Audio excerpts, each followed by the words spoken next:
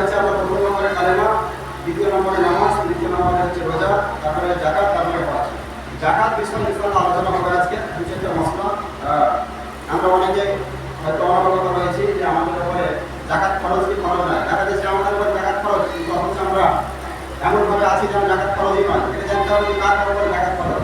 জাকাত যদি খরচ হয় তাহলে আমরা বেশি না। জাকাত যদি না দিই তাহলে আমাদের জন্য কি খরচ? ইসলামের শরীয়তের বিধান আমাদের জন্য কি আছে, এগুলো একটা আমার জানা দরকার আছে। বুঝতে পারলে কিনা? তবে বুঝতে পারলে সরকারকে একটা কথা বলি, জানার বিষয়টাতে আপনাদেরকে জানাতে গিয়ে আবার কিন্তু খারাপ চলে এসছে। বুঝতে পারলি না? মানে কেমন হয়েছে, বলছে তেল আর শুনছেন ডাল, বলছে ডাল আর শুনছেন তেল, দিয়ে আপনার গোলমাল হয়েছে। এর আগে বলেছিলাম যে যদি না বুঝতে পারেন কোনো মশলা তো আমাকে জিজ্ঞাসা করবেন। যদি পারে কিছু মশলা যেটা আপনার বুঝে আসেনি বা আপনার বুঝে আসছে, তো আপনার মনে হচ্ছে আপনার ধারণা হচ্ছে যে এটা হতে পারে না। মানুষের তো মনের ধারণাতে মশলা হয় না। ইসলাম তো মনের ধারণাতে করে না। আপনার মন কি হয়েছে এটা তো চলবে না। ইসলাম চলবে যে মশলা যেটা কিতাব দিয়েছে, কিতাবের উপরে নির্ভর করতে হবে। মানে মনে আমার এটা বলছে তো এটার জন্য মশলা হয়। বুঝতে পারলেন কিনা?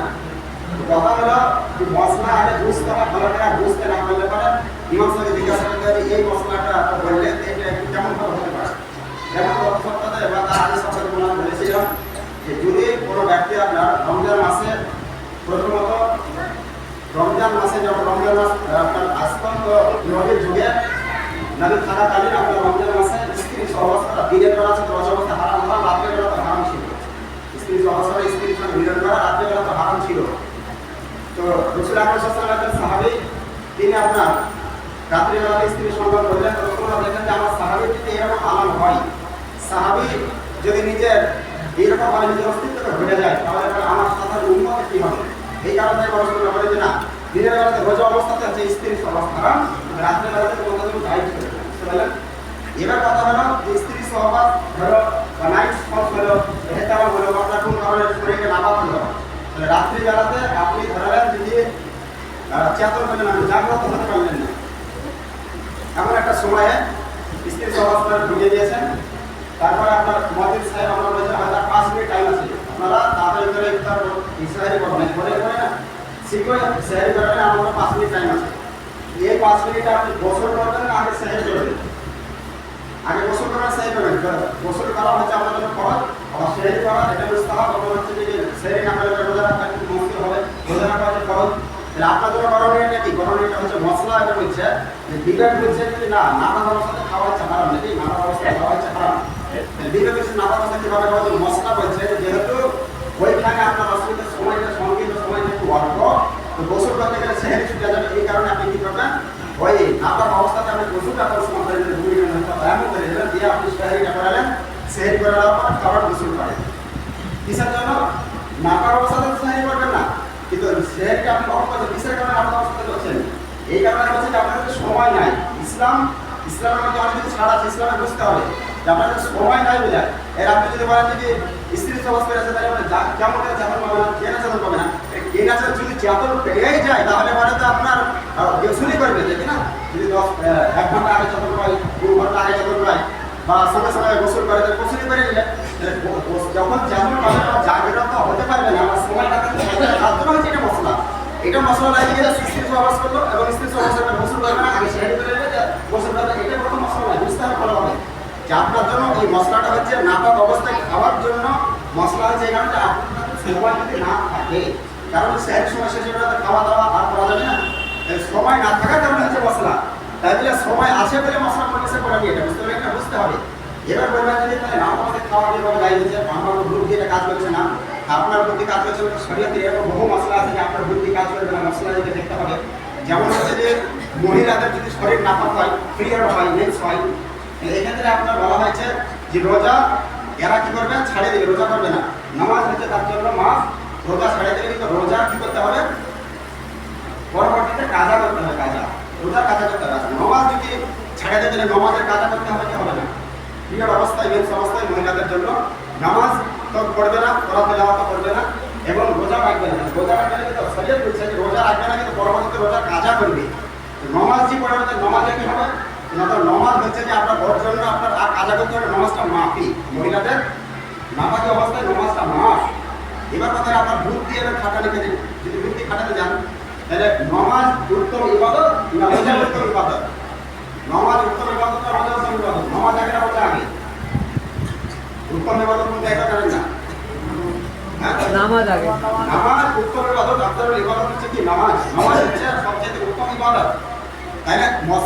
বুদ্ধি কি বলছে যে উত্তম ইবাদতই করতে হচ্ছে না, আর উত্তমের পরে যে ইবাদত 2 নম্বর স্থান যা 3 নম্বর স্থান সেই ইবাদতই আবার কাজা করতে হচ্ছে।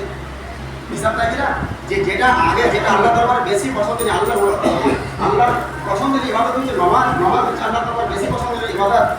আর নামাজ কাজা করতে হচ্ছে না, কাজা করতে হচ্ছে রোজা, যেটা আপনার পরবর্তীতে পছন্দের রোজা পছন্দ নেই। রোজা হচ্ছে মার্তাবা পরে, যার মার্তাবা পরে তার কাজা করতে হচ্ছে, কিন্তু যার মার্তাবা আগে তার কাজা করতে হচ্ছে না। বুদ্ধি বলে কি বলবে না, কিন্তু আপনার বুদ্ধিতে এখানে কাজে লাগানো হবে না। কাজে লাগাতে হচ্ছে শরীয়ত, কিন্তু শরীয়ত বলেছে নামাজ হারাম, নামাজ মাফ, কিন্তু রোজা কাজা করে। বুঝতে পারলেন না?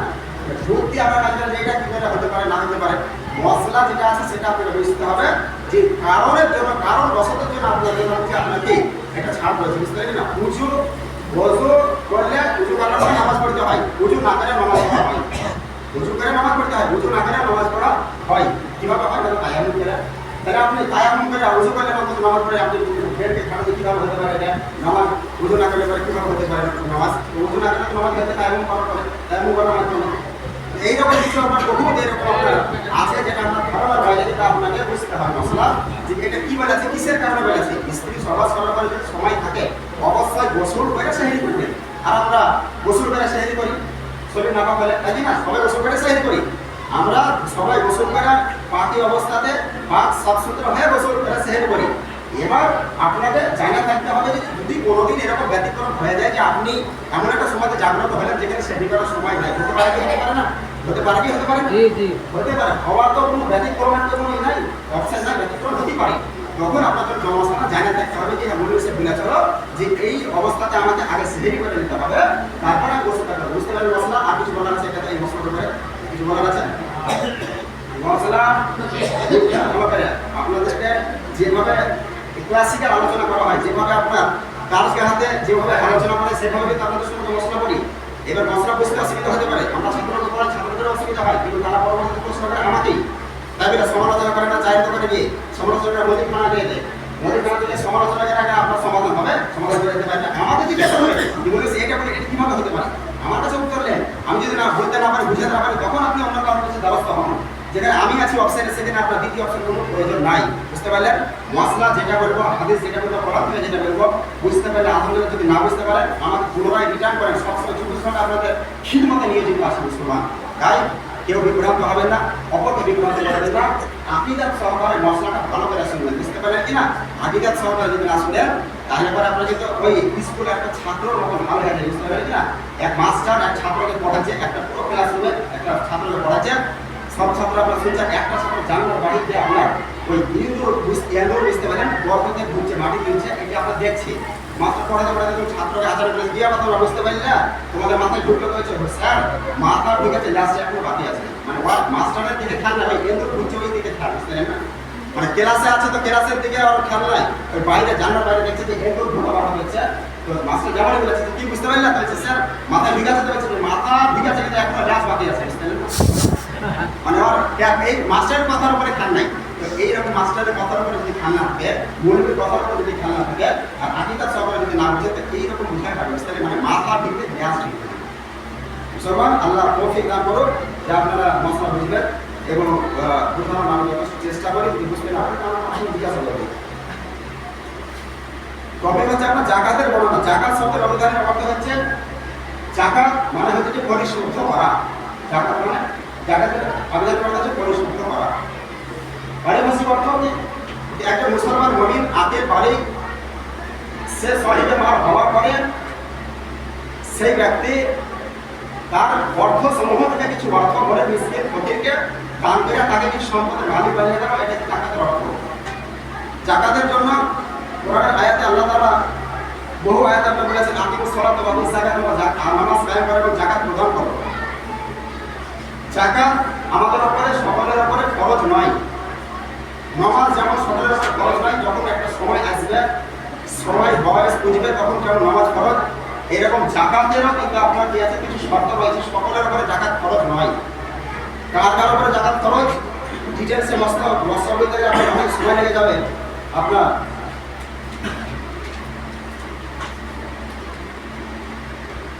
सही बुखारी सही हजरत अबू हुरैरा रज़ियल्लाहु अन्हु से मरवी रसूल अकरम सल्लल्लाहु अलैहि वसल्लम फरमाते हैं जिसको अल्लाह ताला माल दे, जाके अल्लाह ताला माल दीबे, माल दान करबे, उसके जाकात अदा करे, तार जाकात अदा करबे, तो क़यामत के दिन वो माल मुझे 7 की सूरत में कर दिया जाएगा।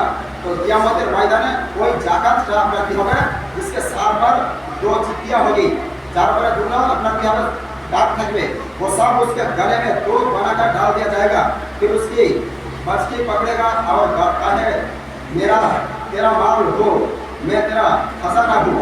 तेरे जाकात खरच হবে তো জাকাত আদায় করবে না, তো কিয়ামতের ময়দানে এই ব্যক্তির জন্য আপনার দুইটা বড় বড় সাপ আপনার হাজির হবে, যাদের আপনার বলা হচ্ছে গলার মধ্যে লটকিয়ে অবস্থায় থাকে। ওই সাপ ওই ব্যক্তিকে বলবে যে পৃথিবী প্রান্তরে তোমার উপরে জাকাত খরচ ছিল, তুমি জাকাত আদায় করো নি, ওই যে জাকাতটা আদায় করো যে খায়াছো ওই মালটা হচ্ছে আমি।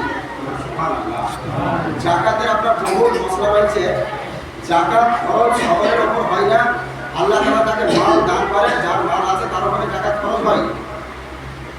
জাকাত খরচ হতে গেলে কতটা মাল প্রয়োজন?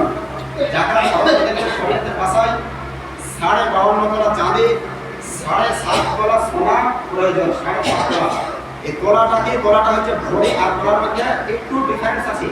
7.5 তোলা মানে 7.5 ভরি ভাবে নিতে পারি, 52 তোলা মানে 52 তোলা ভরি, 52 ভরি চাঁদি ভাবে নিতে পারি। চাঁদি 52 ভরি চাঁদি আর 7.5 ভরি সোনা, এই সমপরিমাণ যদি টাকা বা সম্পদের সমপরিমাণ সম্পদ যদি আপনার কাছে থাকে তাহলে আপনার বলা হচ্ছে জাকাত খরচ। আপনার বলা হচ্ছে জাকাত খরচ। বর্তমানে 7.5 তোলা মানে 7.5 ভরি সোনার দাম বহু টাকা, তাই কি না? মোটামুটি 90,000 টাকা ভরি সোনা, নাকি? তাহলে বহু দাম। 52 তোলা চাঁদি নিয়েছেন, 52 তোলা চাঁদি এইটার দাম ছিল একটু কম। যদি 700-800 টাকা করে যদি ভরি লাগান তাহলে মনে হচ্ছে ওই 45 থেকে 50,000 মধ্যে দামটা আসবে। তো শরিয়ত বলছে যে 52 তোলা চাঁদি বা তার সমপরিমাণ টাকা যার কাছে থাকবে এবং ওই টাকা 1 বছর অতিবাহিত হবে, ওই ব্যক্তির উপর হচ্ছে সেই অতিবাহিত হওয়ার পরে থেকে জাকাত হচ্ছে খরচ, জাকাত আদায় করতে হবে। এবার 52 তোলা চাঁদির দাম কত? মোটামুটি 45 থেকে 50,000 টাকা বা তার সমপরিমাণ মাল। এই সমপরিমাণ 45 থেকে 50,000 টাকা যদি কারো ব্যাংকে থাকে বা কারো বাড়িতে থাকে এবং সেই টাকাটা যদি 1 বছর অতিবাহিত হয়ে যায় তারপরে যদি হচ্ছে আপনার উপরে জাকাত খরচ হচ্ছে, জাকাতটা আপনাকে কিন্তু দিতে হবে। এই জাকাতটা যদি আপনি না দেন তাহলে পরে জাকাত আপনার যে মালটা আপনার হয়ে গেল 45 থেকে 50,000 টাকা বা তার সমপরিমাণ সোনা বা চাঁদি যদি থাকে তাহলে পরে আপনি যে জাকাতটা দিচ্ছেন না, তো আপনার উপরে ফকির মিসকিনের একটা হক থেকে গেল।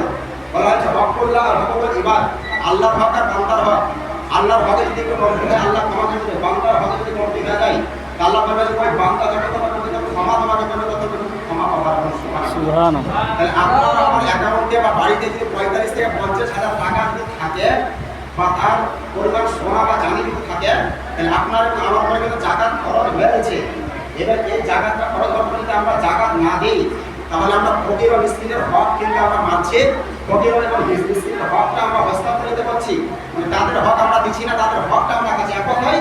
যেমন আপনার বলা হয়েছে যে ফেতরা তো সবার জন্য খাওয়া যায় নয়, যারা প্রতিবেশী তাদের চাই, কিন্তু আপনি এবার জাকাতটা নেবে, জাকাতটাও প্রতিবেশীকে নেবে, আপনার জন্য জাকাত প্রতিবেশীকে দিয়ে দিতে হবে, কিন্তু আপনি দিলেন আপনি খেয়ে নিচ্ছেন, মানে আপনি ফেতরা খাওয়া হচ্ছে, মানে যেটা আপনি খাচ্ছেন আপনার হারাম, যেটা সেটা হারাম খাওয়া হচ্ছে। আপনার জাকাতের পরিমাণ আপনার উপর খরচ হয়ে গেল, তারপর আপনি টাকা কিন্তু দিলেন না, তার মানে ওই যে টাকাটা আপনাকে দিতে হতো ওই টাকাটা যে আপনি খাচ্ছেন মানে আপনার জন্য হারাম, যে আপনারই টাকা কিন্তু হারাম হচ্ছে, কেন এই টাকাটা অংশীদার শরীয়ত বলছে এই টাকার অংশীদার হচ্ছে ফকির মিসকিন।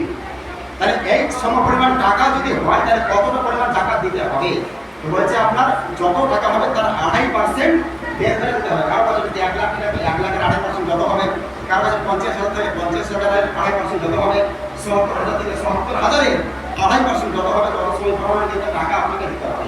আর এই টাকাটা যদি ফকির মিসকিনকে মসজিদে হয় মাদ্রাসাতে যদি আপনি না দেন তাহলে পরে আপনার এই যে হকটা আপনি মাদ্রাসার হকটা আপনি খাচ্ছেন, ফকির মিসকিনের হকটা খাচ্ছেন, কিয়ামতের ময়দানে আপনাকে এর জন্য জবাব দিতে হবে। আপনারই টাকা দেখেন, কত মানুষ হয়তো অনেকে মনে করে যে আমাদের জাকাত খরচ হয় না, শুধু কোটি হলে তার উপর জাকাত খরচ হয়। এই সমপরিমাণ টাকা বর্তমানে 45 থেকে 50,000 টাকা সমপরিমাণ টাকা বা চাঁদি সোনা যদি কারো বাড়িতে থাকে তার উপরে টাকা খরচ।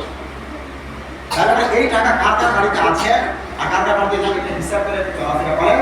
আর এই সময় করে টাকা যদি থাকে তার 2.5% ভাগ করে বাদ দিয়ে আপনাকে মোটামুটি ছয়ে হচ্ছে 2.5 টাকা, ছয়ে 2.5 টাকা, 1025 টাকা, 1 লাখে হচ্ছে 2.5 টাকা, 1 লাখে 2.5 টাকা। বেশি টাকা আপনাকে দিতে হবে না, ভয় করিয়ে না যে আমি টাকা দিতে গেলে ঘুরিয়ে যাবে।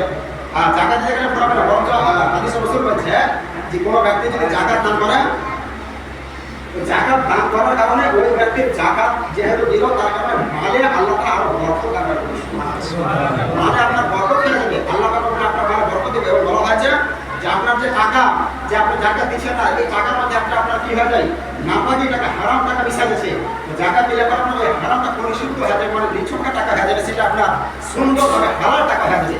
আর জাকাত যদি আপনি আদায় না করেন তারপরে সেই টাকার মধ্যে হারাম, সেটা হারাম মিশে থাকবে এবং আপনি খেলে পরে সেটা হারাম হবে, মদ খাওয়া যাবে হারাম, জাকাত ফরজ ধরে জাকাতের টাকা না দিলে ওই টাকাটা হচ্ছে খাওয়া হারাম, গাঁজা খাওয়া যাবে হারাম, জাকাত ফরজ ধরে জাকাত যদি না দিলে ওইটা হচ্ছে হারাম, জেনা করা যাবে হারাম, জাকাত ফরজ ধরে জাকাত না দিলে পরে ওইটা হচ্ছে আপনার হারাম। তাহলে আমরা খারাপ কাজ করছি না, খারাপ কাজ থেকে কিন্তু আমরা মনে করছি কি আমরা খুব ভালো আছি এরকম করছি না, কিন্তু অথচ জাকাত না দেওয়ার কারণে কিন্তু আমাদের ওই সমস্ত গুণ যেগুলো করছি না সেগুলো কিন্তু আমাদের আমল বানাতে আসছে, গুণাগুলো আসছে। অতএব সাবধান, হুঁশিয়ার, কার কার কাছে, কার কার অ্যাকাউন্টে, কার কার বাড়িতে এত সময় ধরে টাকা আছে সেই টাকা হিসাব নিকাশ করে, বা কার কাছে সোনা চাঁদি আছে সেই সোনা চাঁদির যদি হিসাব যদি নিজে না করতে পারেন, ইমাম সাহেব আছে, ইমাম সাহেবকে দিয়ে জিজ্ঞাসা করে তার একটা হিসাবটা আপনি নিয়ে নেন যে বলছে আমার কাছে এতটা সমপরিমাণ সোনা আছে, এতটা সমপরিমাণ চাঁদি আছে, আমাকে কতটা টাকা দিতে হবে, এই হিসাবটা আপনি অঙ্কটা বসালেন, বসালে আপনার জাকাত আদায় করেন। নামাজ যেমন খরচ, রোজা যেমন খরচ, জাকাত আদায় করা হচ্ছে খরচ। আর কিয়ামতের ময়দানে জাকাত আদায় না করলে পরে আল্লাহ দরবারে আপনাকে আমাকে জবাবদিহি করতে হবে, তুমি ঘরকে মিসকিনের মাল কেন দেওনি, কেন এইটা তুমি ই করেছ, হস্তান্তর করেছে, নিজে বর্তন করেছে, আপনি বলেন যে আমি জানতাম না। আপনি সেদিন বলবেন যে আল্লাহ আমি তো জানতাম না যে জাকাত এত পরিমাণ টাকা হলে মানে খরচ হয়, বা এইভাবে জাকাত দিতে আমি জানতাম না। আল্লাহ বলবেন তুমি জানতে না কেন, এর জন্য আগে জবাব দেবে, জানতাম না কেন পৃথিবীতে চলে গেছে, কিয়ামতের ময়দানে জানতাম না কেন এই কথা চলবে না, কিয়ামতের ময়দানে বলবে তুমি জানতাম না কেন। আপনি ভুল করে আপনি নামাজটা কি করে দিলেন, ছেড়ে দিলেন, বা আপনার দেখা যাচ্ছে আপনার রোজা ফরজ ছিল, রোজাটা ছেড়ে দিলেন, বা আপনাকে এইভাবে রোজা করতে হতো যে আপনার সেহারি খেলেন না, আপনার রোজা ছেড়ে দিলেন। এবার আপনি বললেন যে আমি তো জানতাম না, মনে করছি যে সেহারি না খেলে হয়তো রোজা হয় না, তো কি আমাদের আল্লাহ আল্লাহ আমি তো জানতাম না সেহারি না খেলে রোজা হয় না, তো আল্লাহ বললেন জানতে না কেন, এর জবাব আনতে জানতে না কেন, জান না জানলে।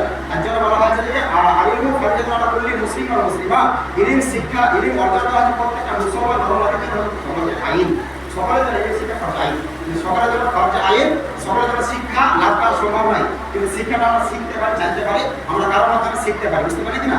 তাহলে এইভাবে আপনার না জানি না কথা আমরা সম্পর্কে চলবে না, আপনাকে আমরা জানতে হবে এবং না জানলে পরে জিজ্ঞাসা করতে হবে। ফাসাল্লাহ হাফিজে কিন্তু তোমরা তালামন আল্লাহ তাআলা বলেন যে জানেন হে জীবন তোমরা যে কথা জানো না সে কথা জিজ্ঞাসা করো, যে জানে তাকে জিজ্ঞাসা করো, বুঝতে পারলেন।